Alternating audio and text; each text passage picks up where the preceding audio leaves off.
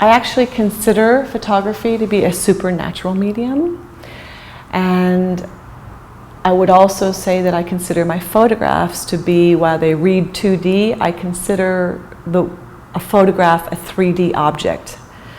So I consider it not just a 2D thing to look at. I think it's a supernatural medium because there is this element of accident and chance that is incredibly exciting, and I don't think there's anything comparable to it. My name is Jackie Woods. I was raised in California, went to college in California as well. I learned photography, the traditional black and white darkroom medium, in high school in the early 80s. And I'm still very good friends with my high school teacher to this day. I then went on to school in San Luis Obispo, California, and earned an applied arts degree in art and design with a specific concentration of photography. And today, even though those early years I considered myself a photographer, today I consider myself an artist who happens to use the medium of photography. And I'm primarily conceptually based, using all traditional analog materials and processes of the medium. I learned photography on a 35mm camera, and then in college was introduced to larger formats like a 4x5 camera. I found out that there were even more spectacular cameras like a Hasselblad and 8x10 cameras. And so it was my goal at some point to own a Hasselblad, which I did after college, and that I shot with that for quite a while. And then as I became more interested in the history of photography, I kept going backwards, and I discovered the pinhole camera, which is a relatively very simple device that is literally lensless, no film involved, although you can use film, but it has no optical elements. And so I seemed to keep going farther back, and so after my Hasselblad I went straight to the pinhole camera, which I still use today.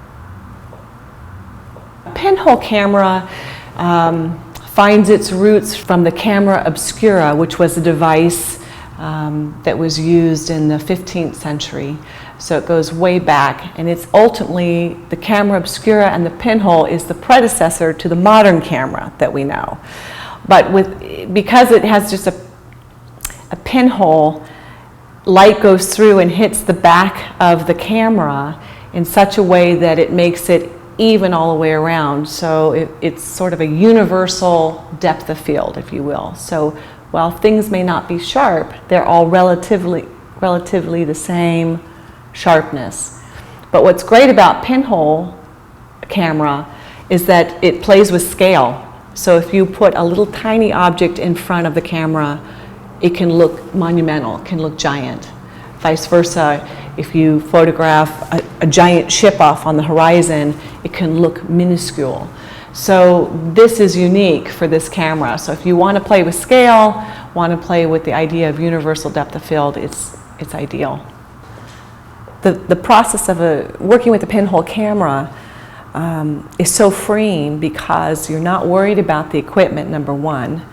And number two, because it plays with scale, what you don't really know what you're going to get. You can only sort of guesstimate. You're not looking through a lens or looking through anything. You have to sort of set it up and try to imagine what things are going to look like. And they never look like what you think until you practice. After a while you realize what they're going to look like. But again, I think the power of the pinhole is this idea of scale and being able to make a small marble look like a giant sphere.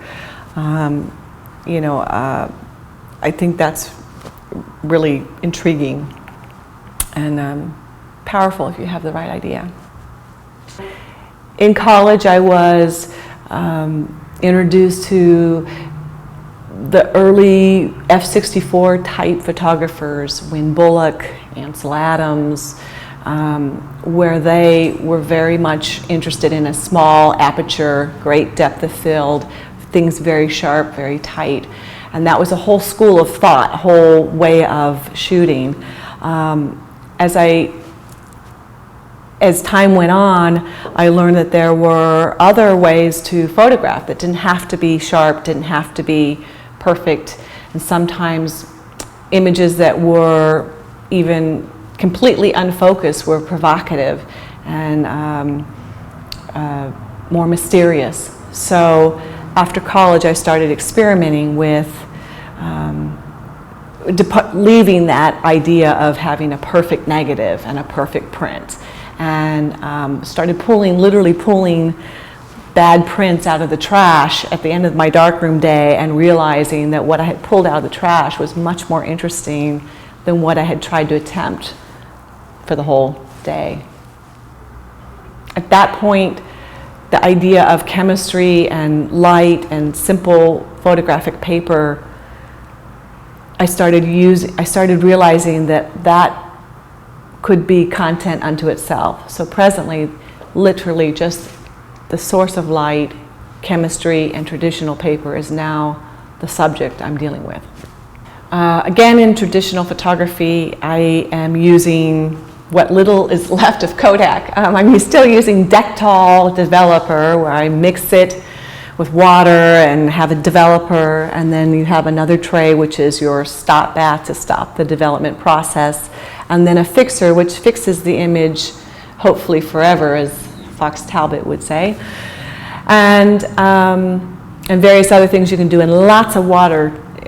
The darkroom process requires a lot of water to wash everything and keep everything fresh. So I'm still using very basic chemistry, but with a lot of years behind me now and knowing how to use it.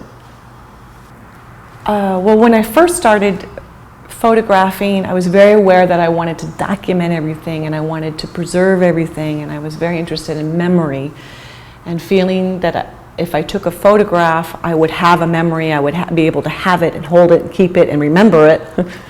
But then I realized it was insatiable. There's no way to hold on to every memory, and you can't take a shot of every part of your life. I mean, it's not possible. That said, the work I'm doing recently in the darkroom, which is just light and chemistry and paper, I am presently producing images that are somewhat universal.